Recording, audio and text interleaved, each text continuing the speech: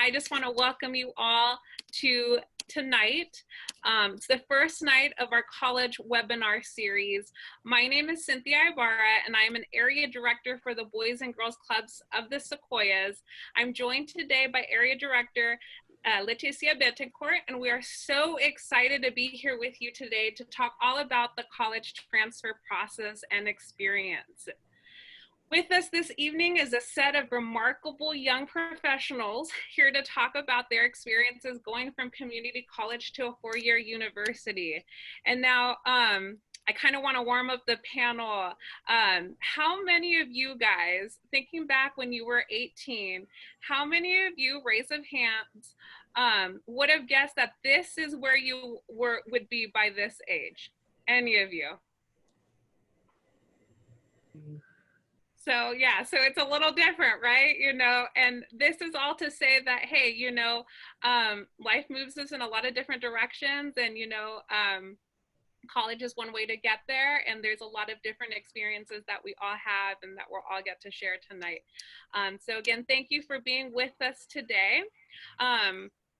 Without further ado, I'm going to introduce the panelists. So today we have Victoria Chung. Victoria was born and raised in the Central Valley and considers Porterville her hometown. After high school, she attended College of the Sequoias and Porterville College before transferring to CSU Long Beach. She earned her bachelor's in political science with an emphasis in law, politics, and policy. After working for various elected officials at the state and local level for about 4 years in Long Beach, she decided to pursue a master's degree from UC Irvine in urban and regional planning. Today, she works in Fresno for a private environmental consulting firm as an environmental planner. So thank you so much for being here, Victoria. Thank you for having me. Next up, we have Eric Omega. Eric grew up in Porterville, where he graduated from Menachie High School and Porterville College. He then pursued an art career in Southern California and graduated with a Bachelor's of Fine Arts and Entertainment Arts at California State University, Fullerton. Since then, he has worked for Cartoon Network, Rick and Morty, Disney, Marvel, DreamWorks, and Nickelodeon. Eric is currently a color designer for Netflix Animation, where he works with digital software to establish color and lighting for characters, props, and effects for 2D animation. Hello, Eric, and thank you for being with us today. Hi, thanks for having me. Next, we have Sandra Hernandez. Sandra was born and raised in Sanger, California. She graduated from Sanger High School and attended Reedley College to work on her general education. While attending Reedley College, Sandra had the opportunity to participate in the Fresno State Bulldog Marching Band as a color guard member for 2 years before transferring to the University of California, Santa Barbara. At UCSB, she majored in theater directing and worked on and produced several plays. After college, she moved to San Francisco, where she started a career in project and vendor management for various nonprofit and retail companies. After living in the Bay Area for 7 years, she decided to get some sun in Southern California and now works for Torrid headquarters, where she supports the legal department as a contracts administrator. Thank you so much for being here, Sandra. Thanks for having me. All right, next up is Alana Garza.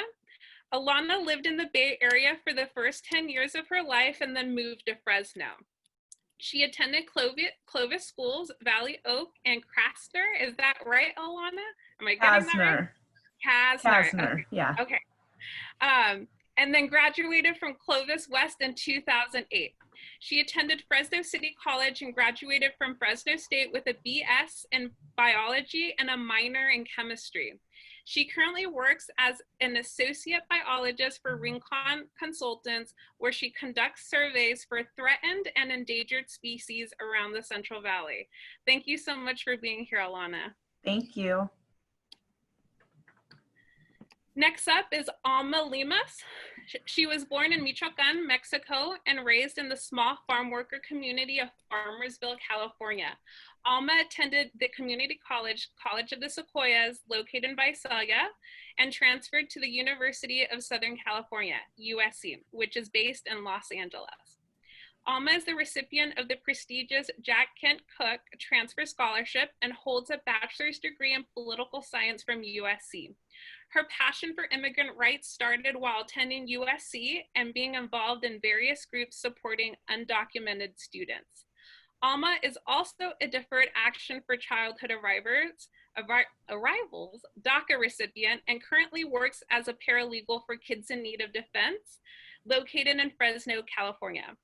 Prior to joining KIND Fresno, Alma worked at the Central American Resource Center based in Los Angeles for 4 years. While at CareCen, Alma worked for 2 different departments, the Survivors of Violence Unit and the Deportation Defense Team. At KIND, Alma assists staff attorneys representing minors in immigration court proceedings seeking asylum, special immigrant juvenile status, and other forms of immigration relief. KIND Fresno is one of the few organizations based in the Central Valley providing removal defense representation to unaccompanied minors and refugees. Thank you so much for being here with us today, Alma. And then last but not least, we have Markus Sturkey. He's currently a parole agent for the state of California. He's been involved in the law enforcement field in both research and a practitioner for over 10 years. Originally from San Diego, but was raised in Hanford, California. He holds a master's in criminal justice from UC Irvine, bachelor's from CSU Long Beach, and associate's degrees in fields related to criminal justice. Thank you so much, Markus, for being here with us. Thank you. So again, a big thank you and a big welcome to everyone who has joined us on this call.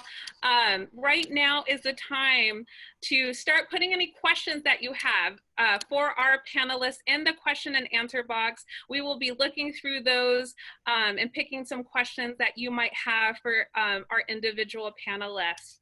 Now, I'm just going to tell you a little bit how the night will go. Victoria is going to give a summary of the transfer process, and then I'm going to follow up with a series of questions from the chat box, so please put them in there, and then some questions that we've prepared before. As you listen to the conversation and questions keep coming up, keep putting them in the chat box, and we will be answering them.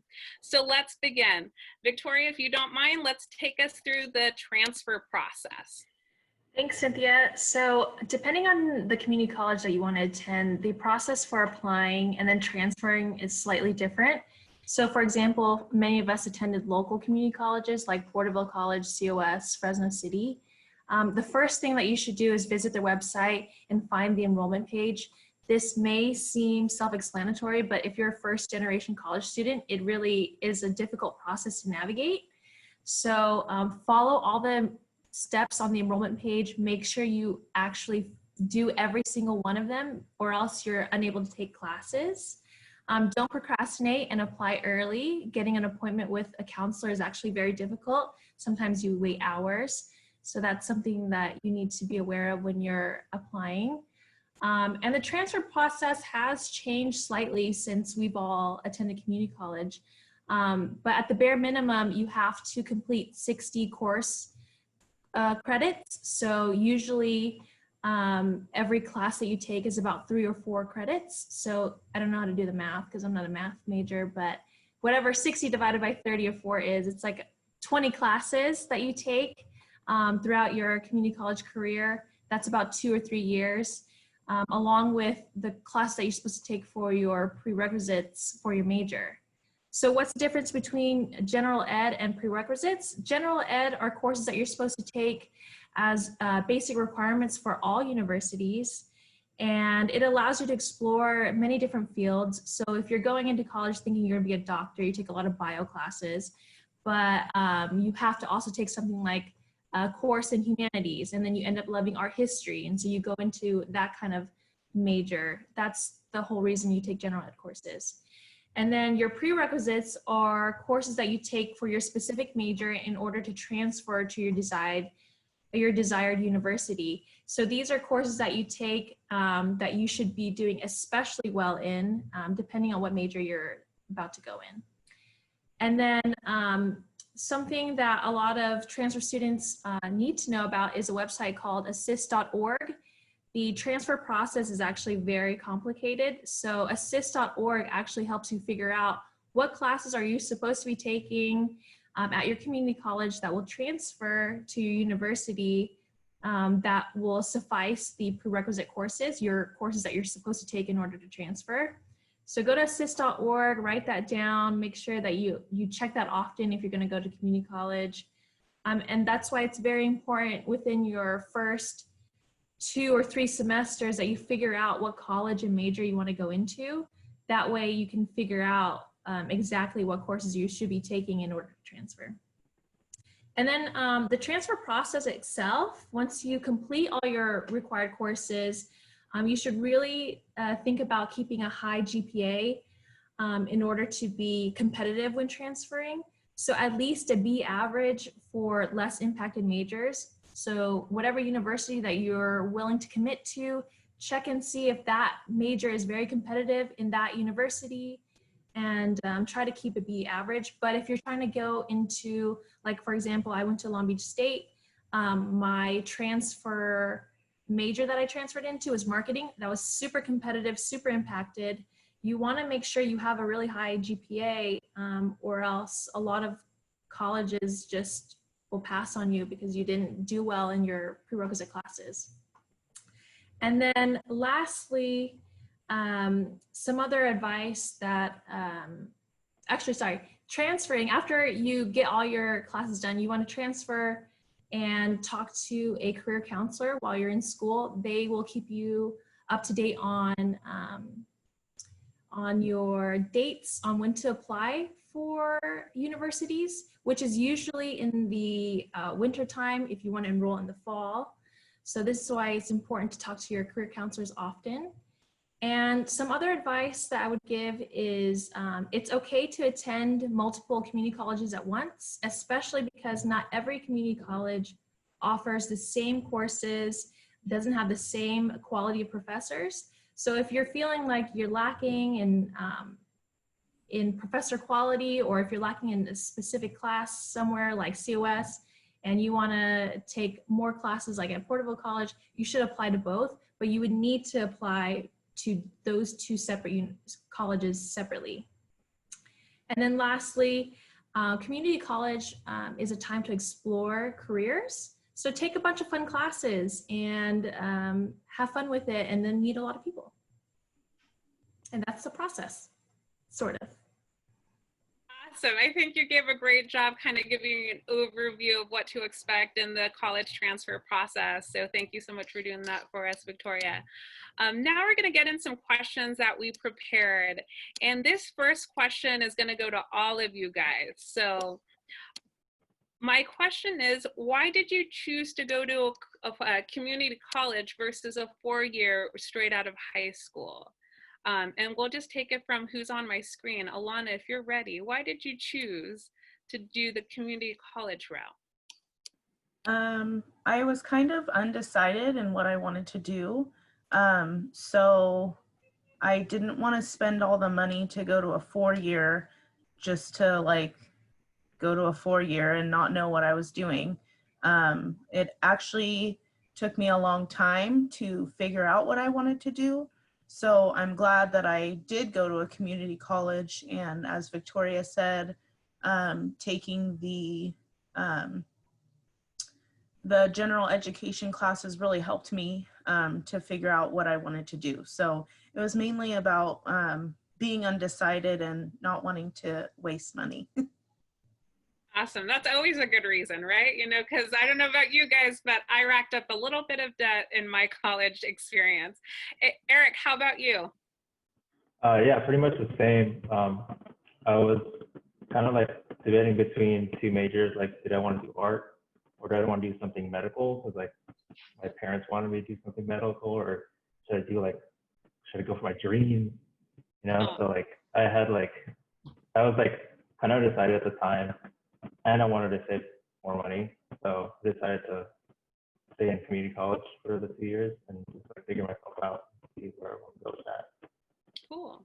Well, thank you for that. Sandra, how about you?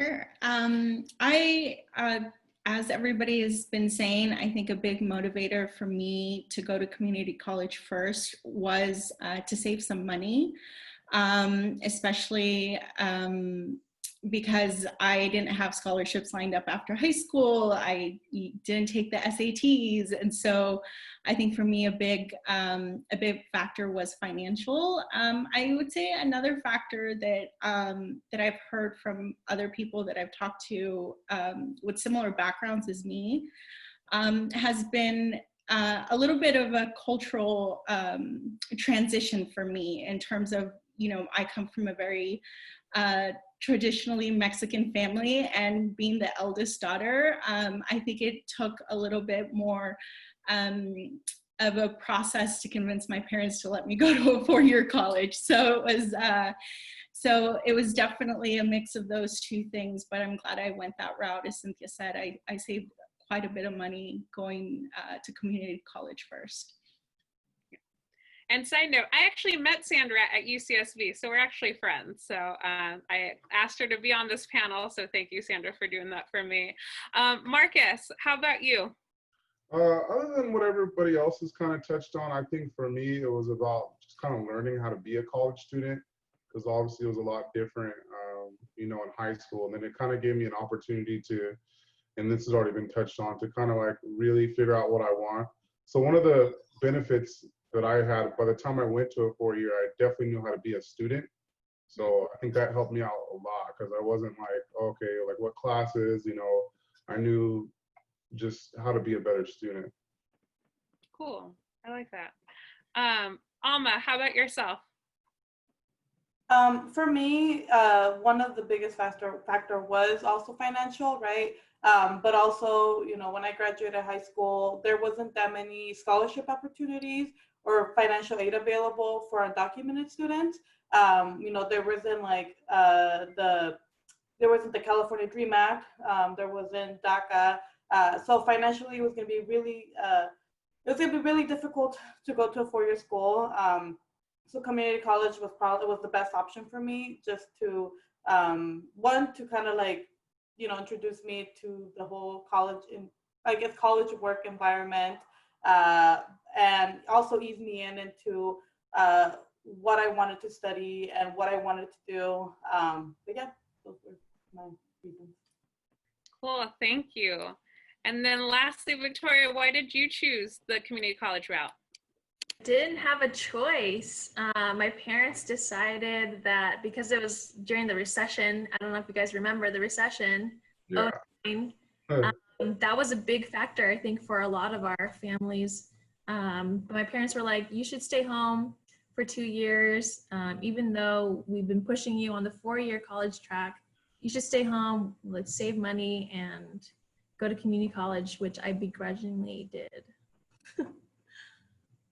But it worked out for you, right? It did. I met Alma, and I met a lot of really cool people at COS, so I do not regret it at all. Yeah, that's cool. Before I get to our next question, we do have a question from the Q&A box for Eric. So what made you decide to follow your dreams instead of choosing the safer, more reliable option? I just thought of myself like I was 40 or something. Like, I don't want to be looking back and like, man, what if I did art? What if I just did what I wanted? Like I had fun doing. Because I almost went to like vision, like optometry or ophthalmology, because I was like interested in like eyes and stuff like that. So it was close, but yeah. And I'm so glad I chose art. Yeah, it's a dream job for sure. Yeah. Yeah. Yeah, no, I can imagine. Yeah, for sure. Thank you, Eric, for answering that. So now I have a question for all the panelists. If anyone can answer this one. Should you get an associate's degree? Anyone have any thoughts about getting an AA or associate's degree, a degree that you get after 2 years? Or should you not worry about that and focus on just getting to your 4-year school? So I did that, and I remember when I was in community college, people said, well, when you get your bachelor's or when you get your master's or so forth. that's not going to matter. But to this day, I still put it on my resume because it aligns with whatever jobs I've been applying. So to me, what I've been told about by hiring managers, and now that I like sit on panels and stuff, it kind of shows that like the steps you've made and you've stayed consistent with something. Also, if things change, sometimes people by the time they get to a 4-year program, maybe something happens, life happens, they drop out. At least you still have that to kind of fall back on. So if it's not going out of your way to do it, certainly, I don't think it's a deal breaker, but I'm glad that I made the decision to complete the associate's degree and then go forward from there. Yeah, and I think for me, oh, sorry. Oh, go ahead. I was just gonna say, like, I debated it a lot whether I should complete my associates or just transfer. But part of me feels incomplete that I never did the associate, so there's a little bit of regret that I never got to do it. So I really do feel it's a milestone, and I do feel like it's a good goal to set, right? Midway into getting your bachelor's. And yeah, you could proudly put it on your resume and like let people know that, yeah, I got my associate's degree in this subject as compared to what you're going to get it in your bachelor's. Yeah, I agree with what Markus said. I went to community college for longer than I should have. So by the time I transferred, it was like only one other class that I needed to get my associate's degree. So it's like, why not just do it? In one class? It was like one class, I think. And it was political science, which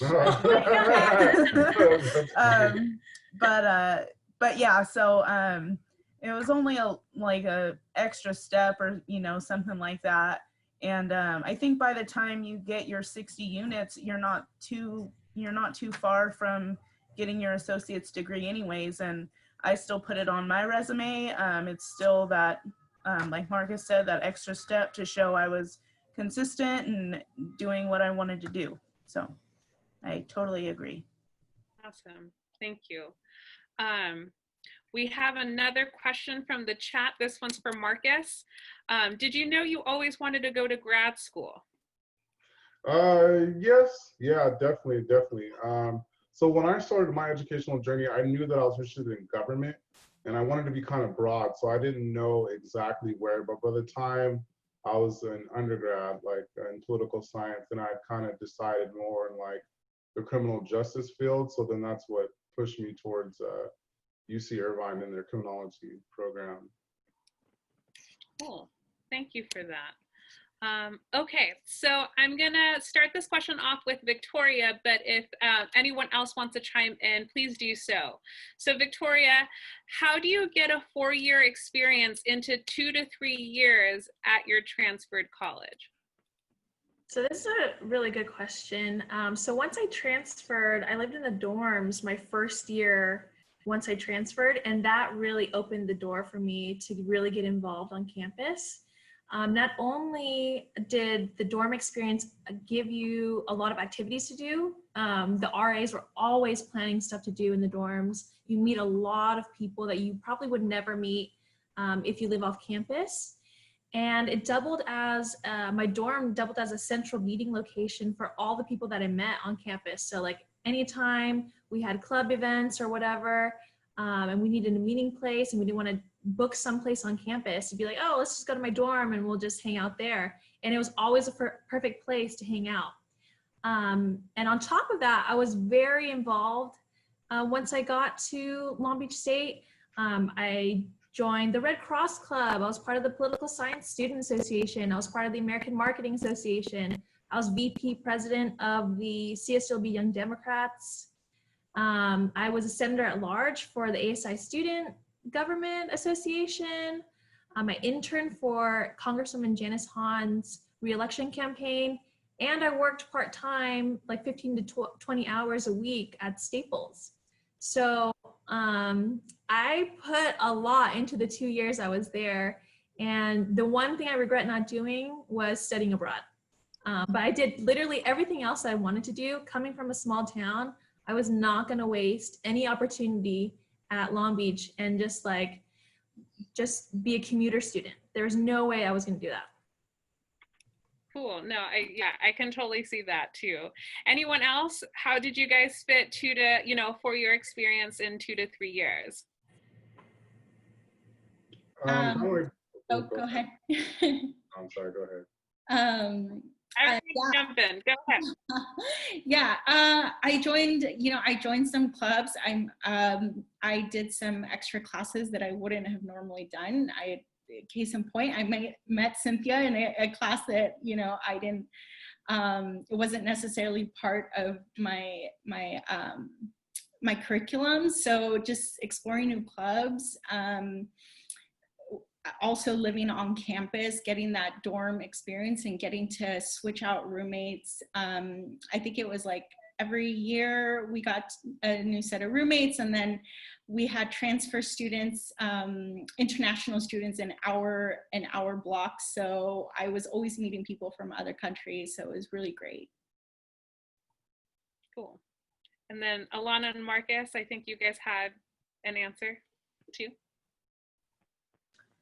I did not. I stayed in Fresno, and so I lived with my mom, and so I didn't get the dorm experience, but I did join clubs. I was in the chemistry club, and I actually started working for one of my teachers. So I actually got a job through Fresno State doing like river ecology stuff, and so that enabled me to meet more people who were interested in science and ecology and stuff like that. So that's kind of how I did it, when, a way you can do it when you're still living at home.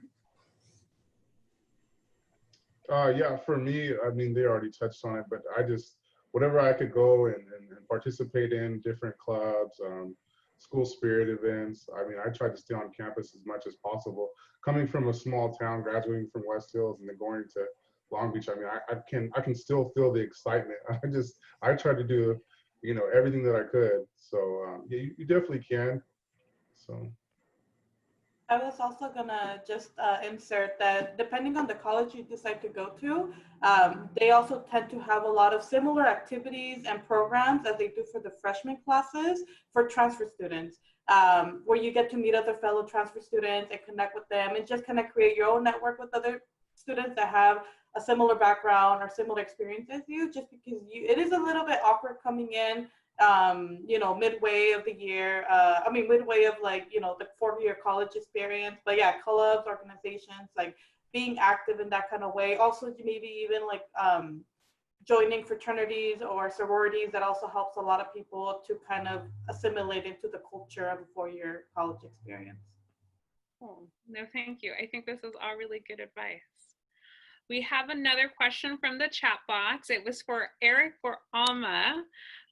So the question is, was it hard to study in college? Were your, and maybe tie in, were your classes difficult? And if they were, what did you guys do? Is this for community college? Yeah, for both. Yeah, I pretty much whatever I want to get out of it. Like I really wanted to get straight A's, and I ended up doing that by just kind of shutting myself in, like in my room, and I gotta get all this in my brain, and that's what I did, pretty much for all of community college. So yeah, that's how I studied. Just and I learned extra after class. I'll even look it up online, like other sources too, just for fun. I like learning. So yeah, so I did it. And for me, it was very difficult. I think what I really appreciate about community college is that it kind of gives you this very gentle push into the college work, right? To doing college homework and just kind of being responsible in that kind of way for your classes, and studying and learning your study habits as well. But when you go into a 4-year college, it really just, like a community college, sometimes you may feel like a big fish in a small pond, right? But when you go into the 4-year college experience, it's very challenging. It's a very different type of culture. The professors are just you know, they're very difficult on you. They put, and it's just a whole different experience. And you have to kind of, in a way, relearn different, you know, study habits that work with you, especially because the environment is different. Like when I was in community college, I lived with my parents, and, you know, it was just a little, I didn't have to worry about paying bills. I didn't have to worry about groceries. I didn't have to worry about other, you know, outside factors. But when I moved to a different city and then I have to be on my own, that was a whole challenge on its own. So it did impact, like, you know, when I could study, when I could focus on my academics, and when I could focus on my classes. So yeah, but I do appreciate that community college gives you that little gentle introduction into college work and like trying to establish some sort of good study habits. Perfectly said by both of you. Yeah, that's definitely my experience as well. Okay, so the next question I want all of you guys to answer this one because I think it's an important question, but we're gonna start off with Eric and Alana. How did you choose your major, and is your major part of your career now? So why don't we start with Eric? Share? Yeah, so let's show Eric's work. Okay, hold on one sec. Let me pull that up.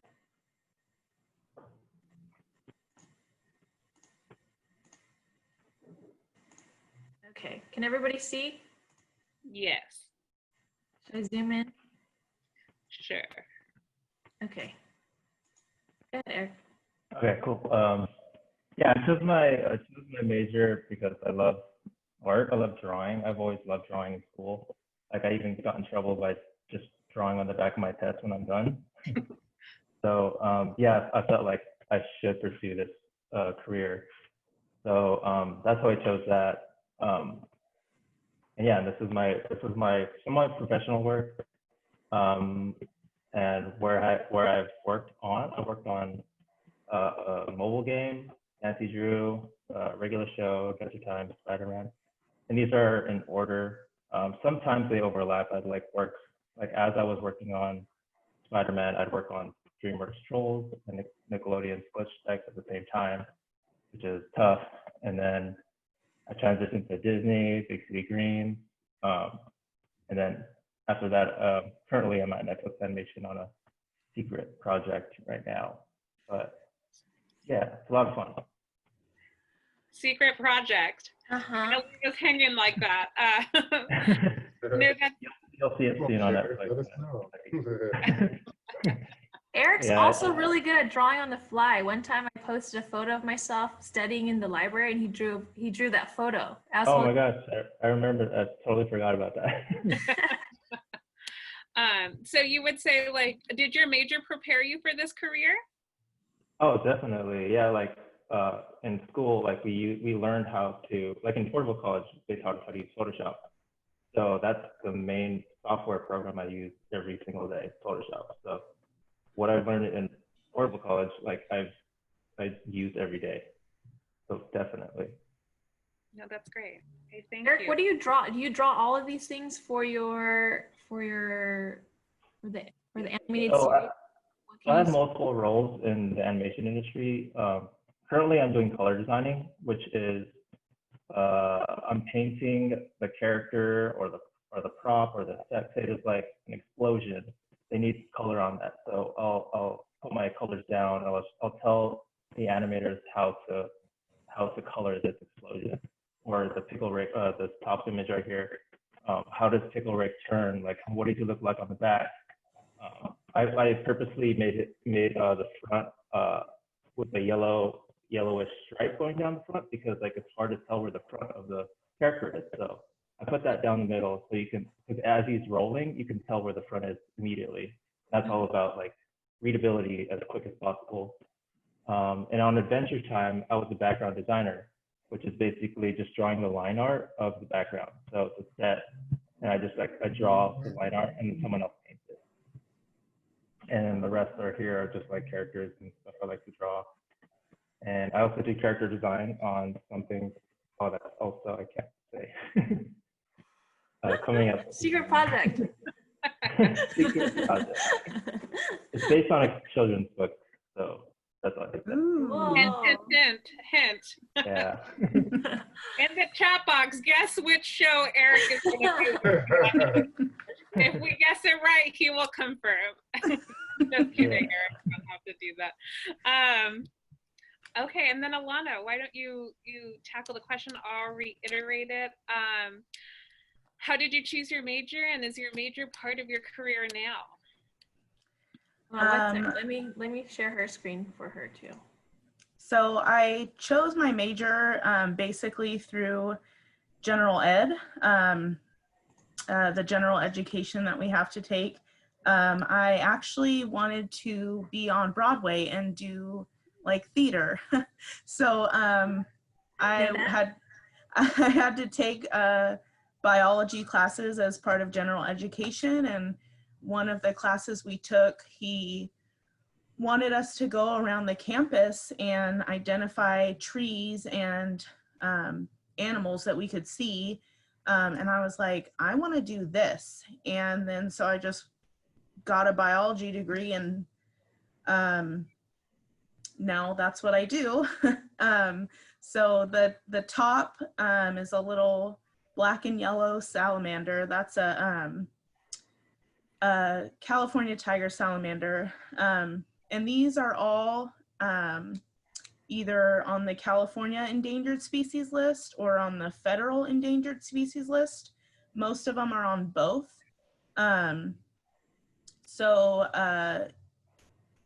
With this California tiger salamander, we call it a CTS. It's on both. It's threatened on both lists. Just means populations are declining. The little turtle thing in the corner is a desert tortoise. It's state threatened and federally threatened as well. That's also the California state reptile. That was a little baby that we found doing small mammal trapping. It was in our small mammal trap, which, as you could see, it's not a mammal. It wasn't supposed to be in there, and it surprised us all. The middle picture is of a spotted owl, which is state threatened and federally threatened as well. We found that guy on the side of the road. I don't know what happened, but he had like a broken talon, and unfortunately he didn't make it. They're like nocturnal, and when we found him, it was like 10 o'clock in the morning. So I think he laid out all night on this rock, and but we did get some pictures and try to move him out of the way of the road before he died of his injuries. And then there's this little toad down here, which is a Yosemite toad. It's currently not on the California endangered species list, but it is on the federal endangered species list as threatened. These guys are up in the Sierra Nevada mountains, and they're really cute. We got to see a whole bunch of them in this meadow, and we got to see eggs and stuff like that. And then I don't know if you could see the picture behind there, but that is a blunt-nosed leopard lizard, and it is state endangered and federally endangered, and like fully protected. So basically, if you want to do construction projects where these guys are, you kind of can't, because you can't like destroy their habitat or anything like that. And so that's basically what we go out and do, is go on construction sites and make sure that these guys aren't in the way.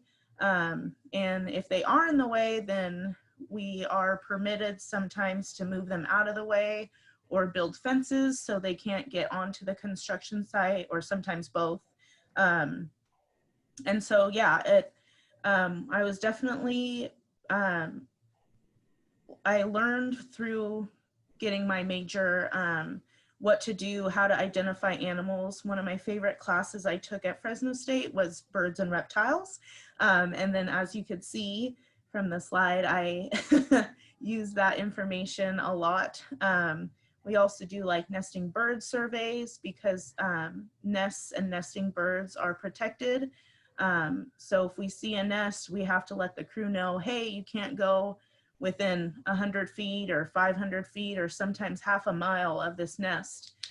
because it's a threatened species. And so we do a lot of work with construction crews, which I wasn't expecting, but for the most part, they're cool, and they're, you know, okay with what we're doing, and they know we're just trying to like protect an animal and not really stop their work. But in some cases that does happen. And Alana is outside a lot. Her job is not a desk job like a lot of us. So Alana, how many days out of the year do you think you're outside in the field? Oh, well, I mean, this week I'm outside 4 out of 5 days. Driving. And yeah, driving a lot because, you know, some of these are in Kern County or at the very western end of Fresno County. The spotted owl was found up on State Route 190, way up by Camp Nelson. And so driving a lot, and then we drive a lot, and then we get out and look for owls or whatever we can find, and then we get back in the car and drive home. Way cool. That's quite exciting. Yes, and it is my dream job, so I love it, and I'm glad I'm not trying to be on Broadway. I can't even imagine. I know, huh? Oh. Not that I don't see you on Broadway, just like I can't even imagine you, biologist Alana. I know. It's so crazy. It's funny how things transition, you know, as you go on to the college experience, right? You know, you go in thinking that you're going to do this one thing, and then surprise, and then you have your dream job. Yeah. So that's super cool. Thank you so much for sharing that, both of you. Anyone else want to take this question? How did you choose your major, and is your major part of your career now?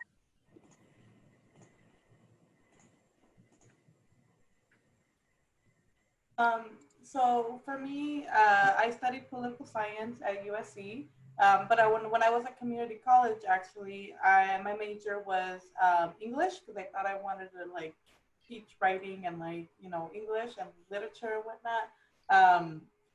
But I've always been invested in like, you know, in politics, and especially, you know, growing up in this, you know, here around the Central Valley. There's a huge population that's undocumented. I'm undocumented, my family's undocumented. So I was already kind of like mobilizing myself to be part of like making the change in regards to social justice and, you know, in regards to immigration policy. So yeah, so when I went to USC, I did take some courses in regards to criminal law and like immigration law, and actually forensics, but I'm not gonna do anything related to forensics. But yeah, and then now I'm continue to work in the immigration law field. And political science is very broad, right? You could go into like theory, you could go into working with the government.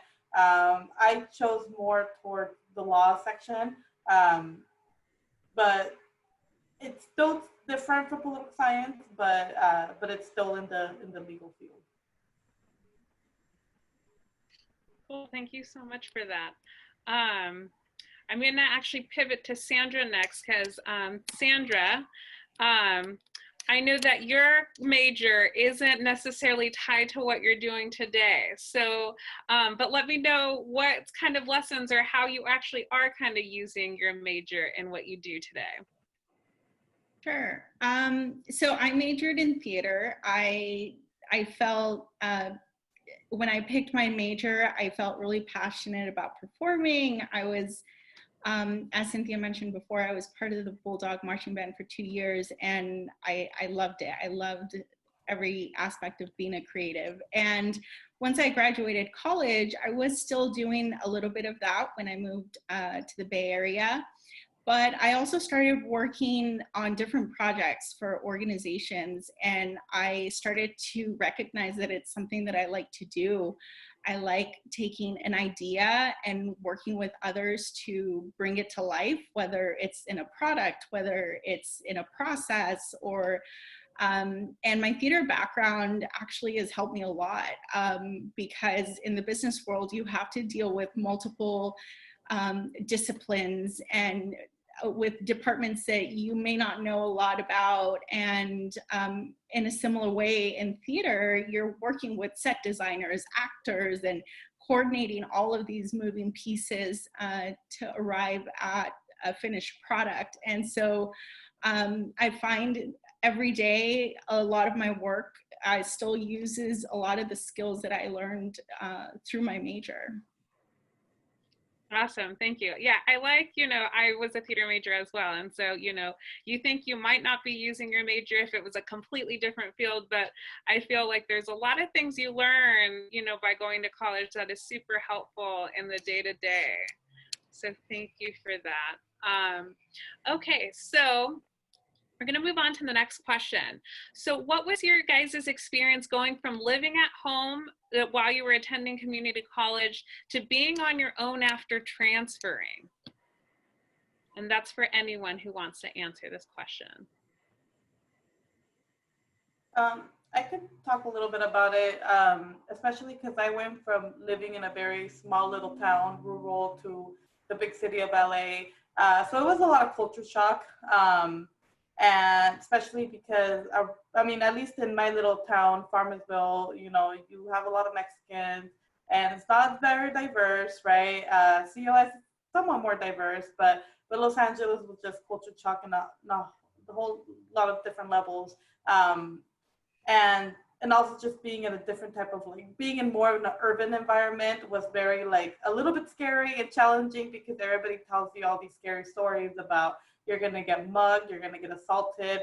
LA is this big, scary, city, but it really wasn't. LA had, I learned a lot about Los Angeles, about its culture and, how beautiful it is. And it was a little challenging at first, especially because, you have to also learn how to survive on your own. And, financial aid, I didn't get financial aid. I survived more through scholarships and assistance, private funding, because I went to a private school. But it doesn't cover, your rent. It doesn't cover your food. So you have to be very creative. You have to find ways on how you're going to sustain yourself and also keep up with your work and your academics. So that was also a bigger challenge, is that I was no longer in the comfort of my home. I did, for the first year, and I think it usually takes a year for you to adjust to a new city and a new environment. It's very challenging. You get homesick, you miss your family, you miss, your town, you miss your friends, and it's just because you're establishing yourself in a whole different place, and you kind of, in a way, also getting to know your own identity and who you are. I think LA practically helped me find my identity. So especially because, I was a very shy, quiet kid when I was in community college and in high school. So once I came out on my own and lived out, in Los Angeles by myself, I really just established my own identity, my own voice as well. And, it also helps you break away from your family, especially if you don't come from a good family background.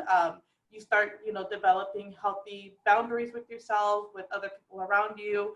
And you also start to recognize things that were okay, maybe that was a little toxic in my hometown, or that was a little toxic in my family. And yeah, so it's definitely a big learning, eye-opening experience. Thank you, Alma. Anyone else want to share, how that transition was from living at home, if you were living at home, and then transferring off to something a little bigger? For me, it was just learning how to be an adult, pretty much. Mm-hmm. There's no home cooked meals anymore. I have to figure that out. And yeah. Ramen, lots of ramen. Yeah, ramen, lots of ramen. Yeah, I figured out going to Subway, getting that $5 footlong. It's 2 meals in one. Oh wow! If the other one's related. And stealing from the dorm room all the time, from the dorm. What do you call it? The cafeteria. What do you call it? No, the dining halls. Dining hall. Stealing from the dining hall all the time and hoarding food in your dorms. No, well, I know they used to let us take food from there, an apple or so, or some people I'd see get Tupperware though to take home back to their dorms and everything. People sneaky and everything. Sandra, you were gonna say something. Yeah, I think I agree with Alma. I think getting creative about your finances. I think a lot of what they teach you in high school, you know, is academic, and they don't teach you about doing taxes, and they don't teach you about all of these other things, like how do I, you know, balance my checkbook and make sure I pay rent on time and utilities, and how do I negotiate a lease agreement. So I think I leaned on a lot of school resources to help me learn all of those things. Sometimes when you transfer, they also have like dorms for transfer students, and they kind of help you through that process. So if you're ever unsure, really lean on the resources at school, and I'm sure you'll be able to find some help. Yeah, I just remember it being really overwhelming, just coming from a small town and then being in a city, even though I thought I had been around, a fair amount, but it's different living somewhere versus visiting. I would just, if I could give advice to myself or anybody who's transferring, is just lean on, like she said, like the school resources, or join clubs, or there's definitely going to be other people like you. So you can lean on them and they can give you advice, or people who are maybe a year or two ahead of you. I had family in SoCal, but they weren't exactly like in close proximity. But there's always someone who's going through something similar, and they can kind of guide you through it. Yeah, speaking of leases, I can't believe I was like 20 negotiating a freaking lease in Long Beach with a friend, like just a random I don't even remember. That just seems crazy to me thinking about it now. Like it just seems second nature now because I've negotiated so many now. Your first one, I like didn't think it was a big deal until like we talked about it right now. Like that's actually a big deal. Yeah. So for those of you watching, learn how to negotiate a lease before you go off to college. Ask Read your the parents. fine print. Yeah, exactly. Start thinking about the credit and Security stuff like that. deposits. Yeah. And So credit. that's, yeah, exactly. So definitely lean on, everyone that you have before you move, and, ask these questions so that you're prepared for when the time comes and you have to do these kind of things. So thank you for that.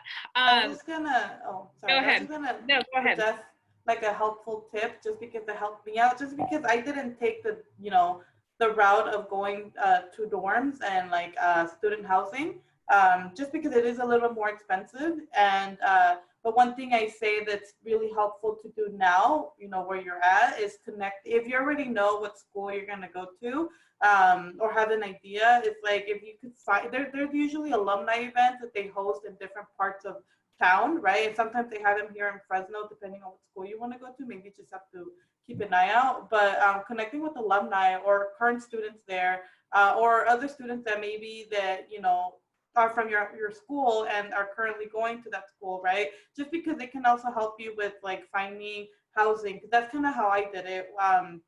Because it was really, I've never had, before I moved out there, I've only visited LA like once, and I had no family out there. But because I knew some students that I had met through a program, or it was like a conference, right?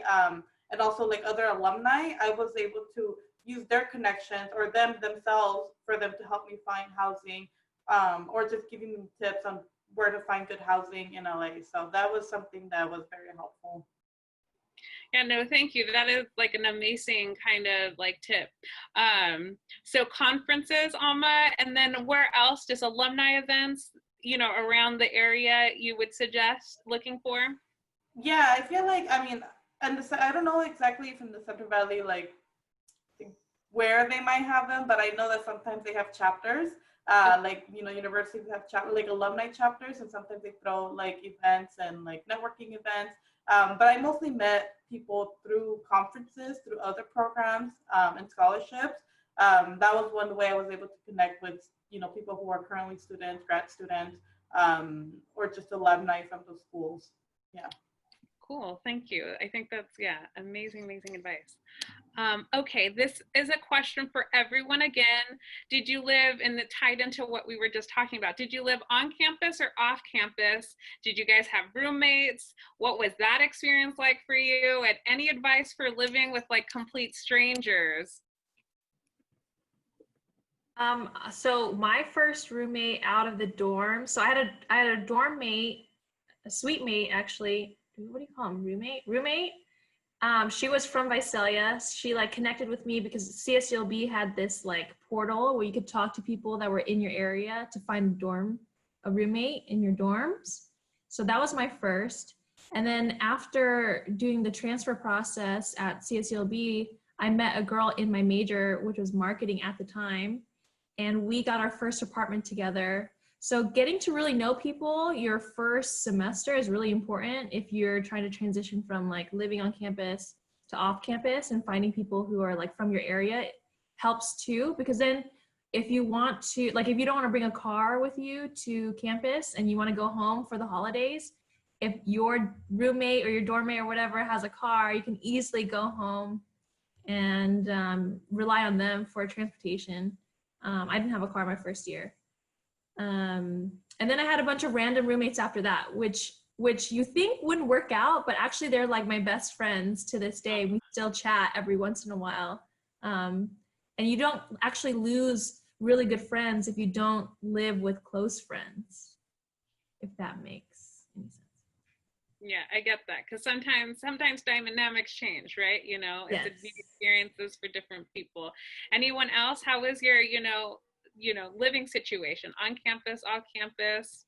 I was Roommate? off campus for my first year. Yeah, and I was like living with total strangers because I just found it on Craigslist, just like whatever the cheapest one was and close to school.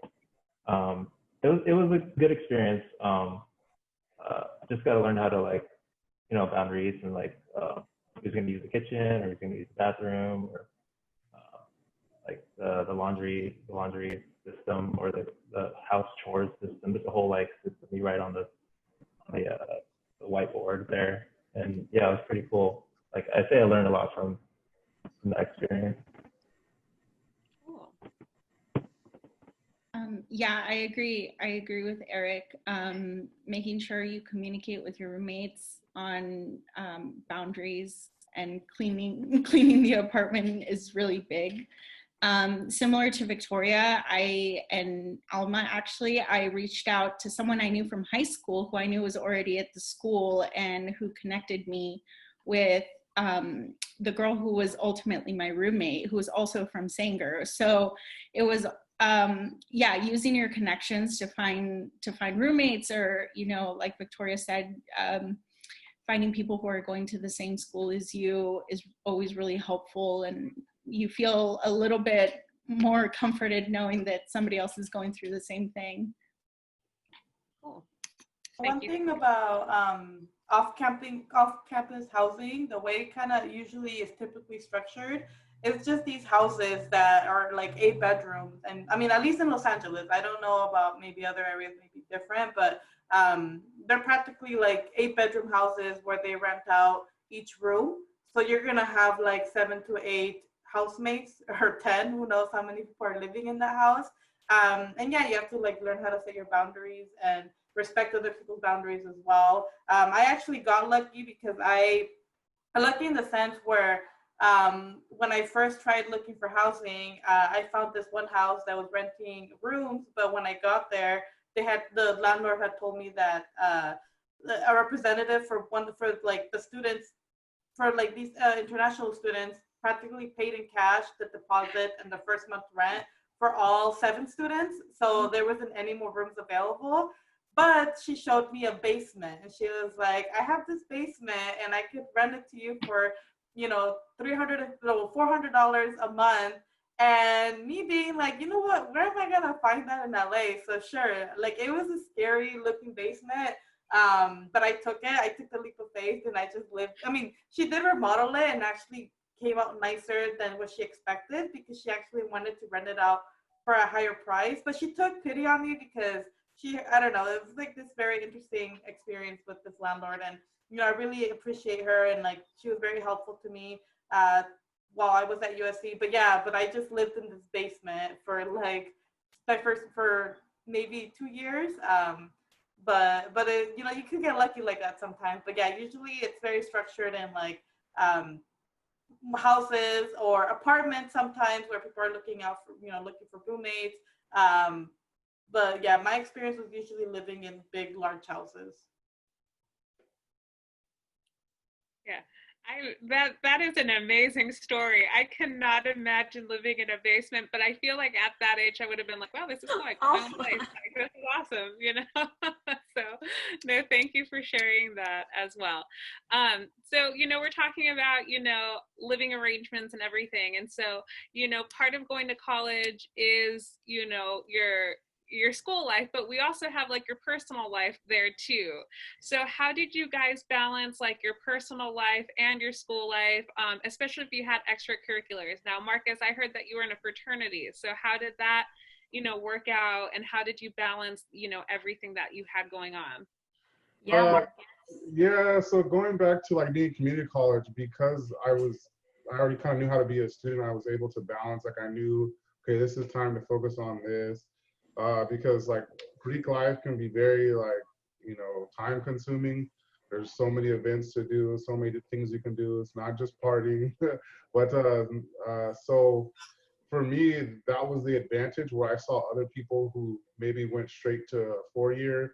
So they were overwhelmed by, you know, being so young and being at this, you know, big university, and then having all these, I guess you could say, distractions. So Oh, Markus, you were got on sorry me about there. that. So for me, it was just remembering out what's most important, which was, you know, obviously going to class and stuff like that, and then you know, having time for the other stuff, and beyond just the college experience, it actually worked out really well in terms of networking. I still keep a close connection with a lot of the people that you know, I was in the fraternity with. The first job, one of the better jobs I had right out of college was from an alumni brother. So it has definitely a lot of perks, and I can't stress that enough, of networking, regardless of whatever major you go into or whatever field you pursue. It's so much about who you know. You know, even this opportunity, because I met Victoria when we were in a class together. You know, it's political science majors and stuff like that. So regardless, and it doesn't have to be just, you know, fraternity. I mean, there's all different types of clubs. Cool. Remember, school comes Yes, first. but you That's all I can't can say. Remember classes. That's the number one thing. So Yeah, before you do anything else. No, thank you for that. How about the rest of you guys? How did you guys balance everything, you know, enjoying, you know, life and the new area you were at, maybe sightseeing, with your, again, school life, and keeping that on track? I just joined the animation club there, and I just went to every meeting and like whatever like outing we've done, just like Saturday, let's go to the park, like the mall, let's draw, and that's how I balanced my school life and personal life. And I made a lot of friends there and networking, and that's how we got jobs today from them. And yeah, it's huge. I think it's important too, just to remember, like Markus said, like school comes first. I had jobs all throughout college. And so, you know, I just had to make sure that on my nights off, I was just at home doing schoolwork. And time management is really important. So, you know, if you have a job and you work, you know, 3 nights during the week, and then 2 nights you're doing schoolwork, and then like maybe Saturday you can hang out with your friends or whatever. I would also, when I went to Fresno City, I would meet up with friends between classes, or if I had a break, try to, you know, get some social time in that way. When I went to Fresno State, I actually majored in biology with one of my best friends. And so we just took classes together so we could do homework together and do projects together and stuff like that. And then that's like putting both worlds together, I guess. We would go out to the river and do, you know, projects, but we were like hanging out at the river, which we would do anyways. So yeah, I think it's really important to make sure you manage your time. And I always had like a planner and made sure I knew what was coming up next. Yeah, it's really important. And to go off of what Alana's saying, studying groups were so fun in college. They were really fun. Like we would stay up like almost all night in the library, just hanging out and like taking breaks and studying and just talking and getting to know one another. We did do a lot of studying at the same time. Like just going from community college to studying at a 4-year is no joke. Like you really have to actually study at a 4-year college.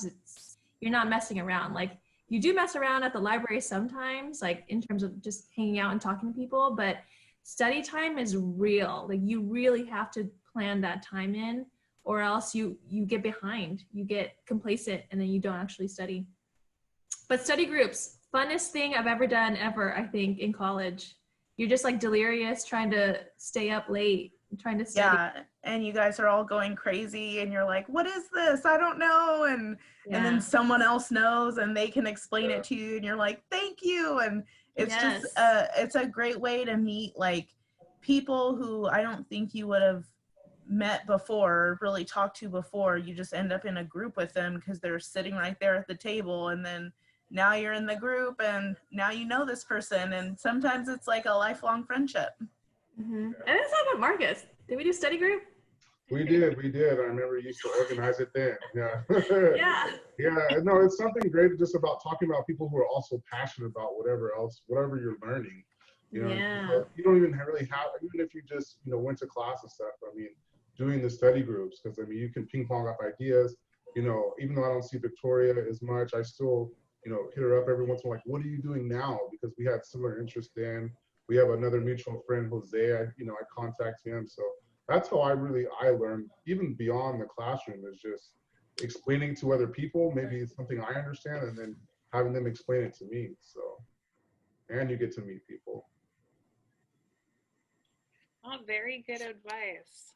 Study groups. So, for those watching, first thing on your list is find yourself a study group. Yes. Okay, so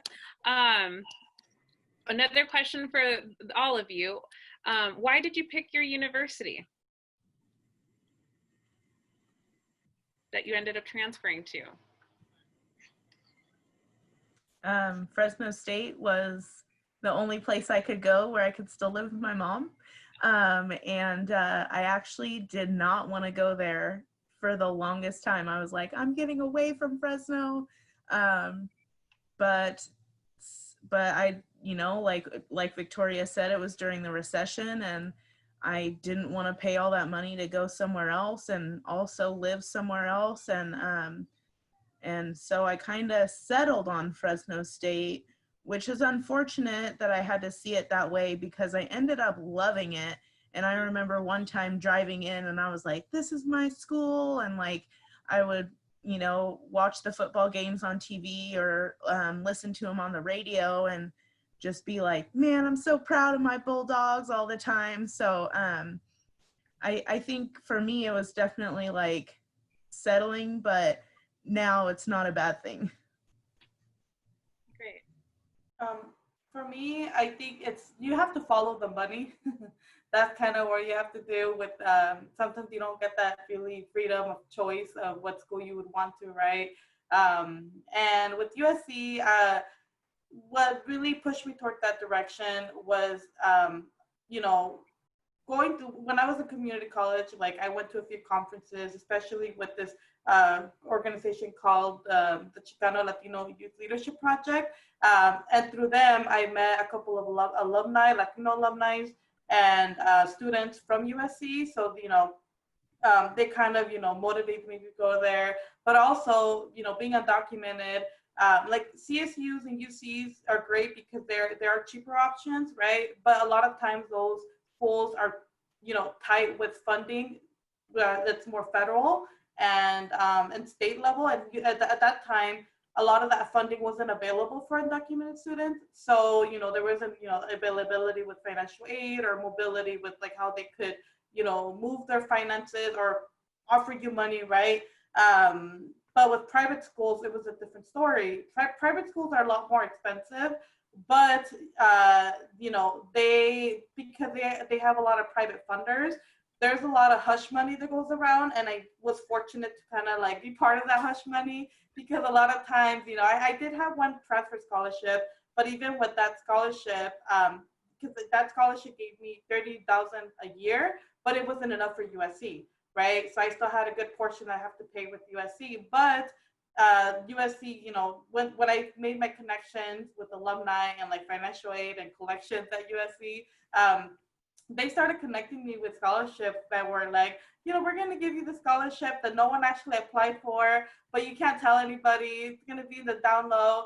And then on top of that, not just with like for undocumented students, but with financial aid. Like I have a lot of good friends that, you know, they negotiated their financial aid package like 3 to 4 times. And trust me, I don't know how it is with public schools, but with private schools, you could definitely push that to the point of them paying your whole school. Just let them know, like, hey, I'm poor, I'm broke, my parents don't got money, like, I need money to continue to school. So private schools tend to have a lot of funding and a lot of private scholarships, and they can practically give the money whoever they want to give it to, technically, right? And it does happen a lot of like backdoor agreements where they're like, yeah, we're going to give you this money, but just don't tell anybody, because, you know, it's just going to be between you and the financial aid office, you know? So it's happened with many different students. So lucrative. Yeah, I didn't know that. Did not know that. So, Yeah. you know, that to me, you know, my time. Good to know. Yeah. How about the rest of you? How did you guys pick your university? College tour with, Go ahead. I did a college tour with one of my best friends. We went and checked out a bunch of different colleges, like over a weekend. We went to Long Beach, we went to USC, went to UCLA. We stayed with our friends that were already at those schools to have them show us around. I think we went to Santa Barbara, we visited Cynthia. You did? I remember. All kinds of schools. We went to LMU, just to get a feel for what the college campus was like. We went to Fullerton, Cal Poly SLO, did a whole trip. I'm surprised our parents even let us go because it was like a time without GPS, so we just had maps. So we just checked out a bunch of schools. And also, when you figure out what major you want to get into, certain schools are known for specific majors. So Long Beach was known for its business program / marketing, even though I didn't end up going in that direction. That's what it was known for. So I applied for that school. I love the campus. I love the city. And the big thing that sold me was the giant pyramid. Pyramid. I'm all about aesthetics. So like that giant pyramid, I was like, this is the coolest thing ever. And I applied there and I got in, and it was my #1 school. And I do not regret that school at all. Also cheaper. CSUs are cheaper. Classroom sizes are smaller. You get a very more intimate college experience than you would at UC. That's cool. Okay, who was next? I mean, definitely, I don't have much, I'm sorry, I don't really have much more to add on that, but I just did the same thing, just tour different colleges. Sometimes they have events, someone talked about that, where you can like get to know a particular program, but and then see the surrounding city. And then for me, the same thing, I just fell in love with the campus, and that was my first choice as well.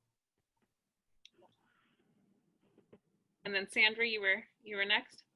Oh, yeah, I took, when I was in the 7th grade, my school had regular trips to different universities, and I got to see UCLA, and I thought, oh man, I'm gonna go to this school. And I applied after I completed my transfer units, but I didn't get in. And so I in my eyes, I also kind of settled for UC Santa Barbara. And it wasn't until a year in that I really loved the campus. I loved the beach, the atmosphere. And so, you know, if you're unsure which colleges you want to go to, I would say just, you know, start taking trips. I think it's, you'll fall in love with the campuses. And it was a good strategy for me, and it worked out. And then Eric? Yeah, mine might have been a little bit of a different strategy, maybe because it's like somewhere like a creative based. career, I just like almost on Instagram or something, and like any artist I like or like I really like their art, I kind of like stalk their page or something, or like where do they go to college? Like I wanna see like where did they study? So I found a couple. I just looked up which CSUs had the closest connections to major studios. Like I know San Jose State was close with Pixar. I think Pixar comes over every year to do like reviews or something. And then I found out Cal State Fullerton is a real close connection to Nickelodeon. And I love Nickelodeon, so that's how I chose Cal State Fullerton for mine. That's another really good strategy. I wouldn't have even thought of that. Again, man, I wish I would have talked to you guys before I went to college. Yeah, right? I know, you guys are the best. Okay, did we hit everyone? Yeah, everyone share how they picked their major and everything. Okay, we're gonna transition to a question in the Q&A. So if anyone can answer this one. In terms of time management, did you plan out your schedule with a traditional planner or a digital one, or maybe both? I have always used like the analog, just because I love to write. I don't even know if my cell phone at the time had any type of calendar or anything on it. I had one of those slide up things. I don't even remember really. It was red though. And yeah, all I remember is texting on it forever, but I don't know if it had a calendar. So I would always use analog planners. I still do. It's just easier for me to see things written out. And like I said, I love to write and I love to like doodle and stuff. So that was way easier for me to do the analog route. I use Post-it notes all over the wall. Of course you did. Yeah. It doubles as decor, Yeah. decorating. It's pretty. I look busy. So I started with Evernote, and then now I still write down like what I need to do, goals, or kind of like plan my day with OneNote, which is just like Evernote. So I kind of like the tech route. Yeah, I've been doing that now recently, or after when I started working. I use Google Calendar and I use Google Keep. Those are really good. Cool. I think I did both. I think I tried Google Calendar was like new then, so we tried using Google Calendar for a lot of stuff, but not a lot of people were on it yet. And then I liked so Long Beach had like a physical planner that you could buy, and a lot of schools still do, I believe. So I just bought it because it had all the dates for when to enroll in classes, when first day of class was, first day instruction, like all the holidays. So I highly recommend, if you like the physical planner, to get one from your actual school, so you have all the dates in one place. Yeah, because with the holidays, sometimes they change, like spring break, for example. It'll be different this year than it was last year or whatever. And so the school planners will have that already written in, or what, And so I think that's what I would do too, is just buy the Fresno City planner or the Fresno State planner. And then you can make it all pretty with your little drawings or whatever you want to do. So, but planners are super in now. And so they have some cute ones like at Michael's and stuff. Awesome. Well, we're running out of time, and so I just want you guys to answer, maybe leave like a word of advice to those who are considering taking the community college route to the transfer route. So what is like a piece of advice that you can, leave everyone with? Cynthia, I think we have a hand up.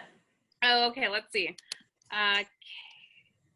Kayla, I'm going to allow you to talk if you have a question. So I'm going to do that now.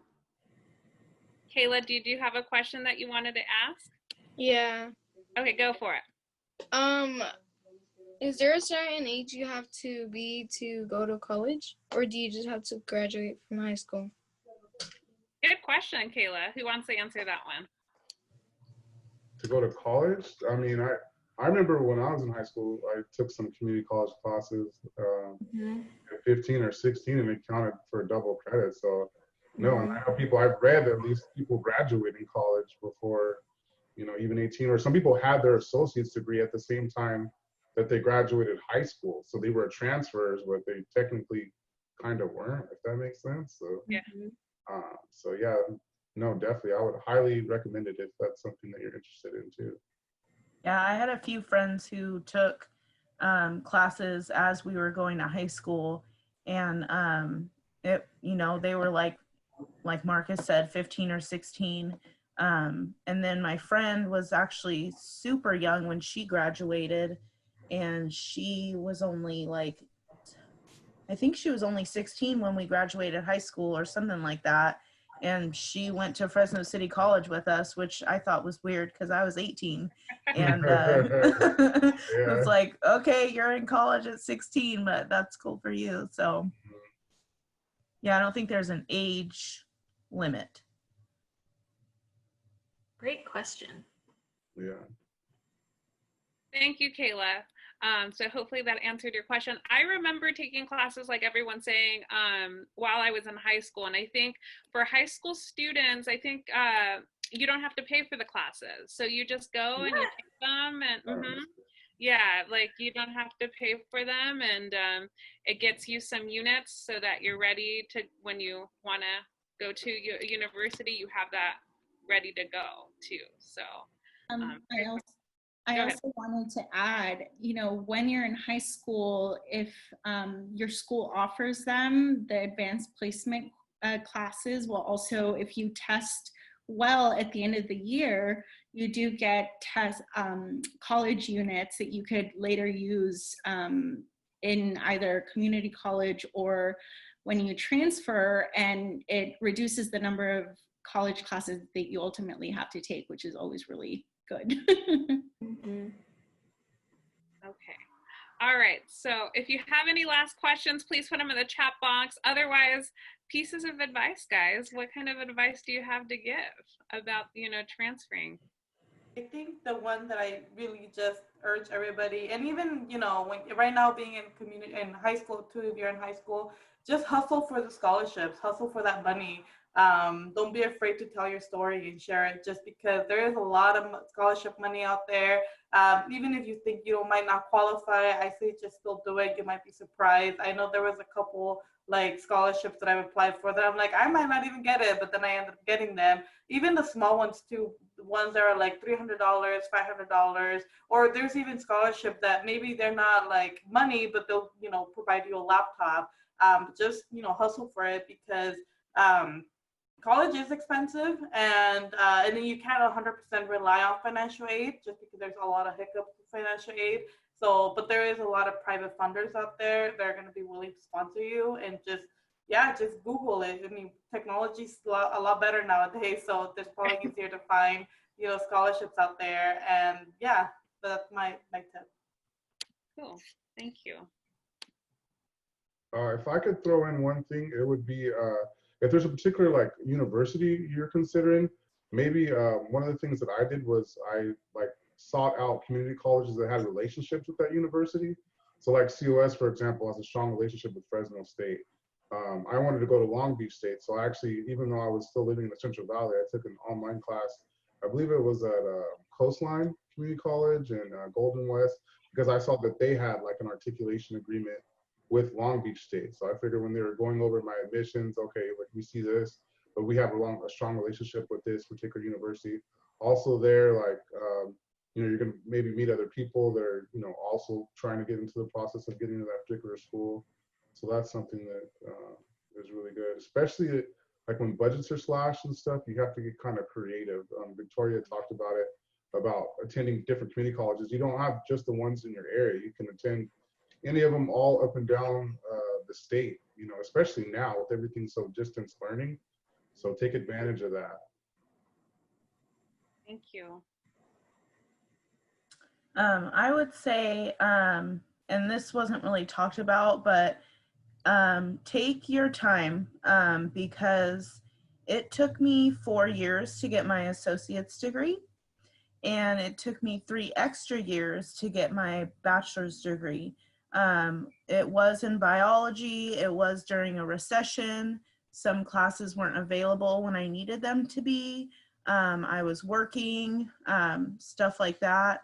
And it doesn't matter if you take a long time to do it, just do it, because, you know, I was going to be 25 anyways, and I might as well have a bachelor's degree and an associate's degree instead of just giving up because it was taking too long. So, and I just met another biologist who started working for our company, and she graduated from my same high school, and she took 7 years at Fresno State, and it was the same thing. So just take your time if you need to, because I mean, there's no rush. Yeah, thank you for saying that. I think that's important. Yeah. And I wish I did that. I didn't rush too. I wish I'd done another year and got to study abroad at Long Beach. I rushed through my whole college experience and did like as much as I could, but I wish I had taken one more year to just relax and just have fun. Yeah. Everyone tells you, but like a lot of people don't do it. Yeah. Okay. Sandra, you were about to say something. Oh, yes. So my piece of advice, keep in constant contact with your counselors, your high school counselors and your college counselors. Sometimes programs change while you're in school, so you think that you might be signing up for one program and then it changes, and or, you know, as Alana said, you know, sometimes classes don't become available, so you want to make sure you're staying on top of all of those things so that you finish, you know, according to when you want to finish. Especially in these times, like I feel like what happened to a lot of us during the recession is about to happen to a lot of students. So really be on top of what's going to get cut in the future. And Yeah. what isn't. Yeah. And that's why it's important to take your time too, because I remember at one point, because as Markus said, there was an articulation agreement with Fresno City College and Fresno State.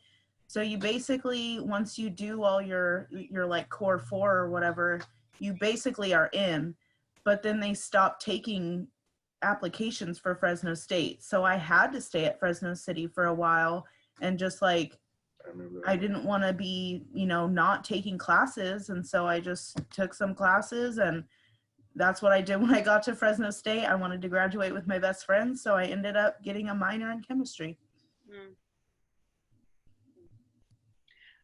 Eric, any pieces of advice? Mine was pretty much what Markus touched on earlier. Is you know, choose your college carefully and just do your research, and like make like you can see what connections they have for that college, and what Victoria said earlier too. Like go to that college and just feel it out, see how that area is, and just like feel the vibe. Yeah.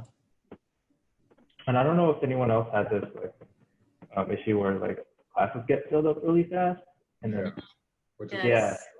So what worked for me is what I just went anyway, and I sat in class, and then people end up like dropping out like the second day, and then Yes. Yeah. Because people will drop out, and you will get in that class. So don't worry about it. Yeah, if you want it, you'll get into it. Yeah. Good advice. Good advice. It is 6:30, and so that is our time. I will double check. Alma, thank you so much for putting some resources in the chat box to some scholarships to look into. I just want to thank all you guys for taking the time out of your day to do this for us. We're really grateful, and I know that you guys shared some awesome information to our attendees today. So thank you so much for joining me. I appreciate each and every one of you immensely. And then thank you to all of our attendees for coming out tonight. A reminder, feel free to come back on Friday. We will be talking about the process of going to college straight out of high school. So, you know, applying and then going straight there instead of the community college route there that we did tonight. So again, thank you so much for joining us, and you guys have a great rest of your evening. Thank you, Cynthia, All right. for moderating, our wonderful moderator. Yay. Thank you, everybody. Thank you. guys. Thank you. Yeah. Leticia, thank you. Yeah. I'll see I you didn't guys do later. much. Bye. Bye, guys. Bye. See you guys.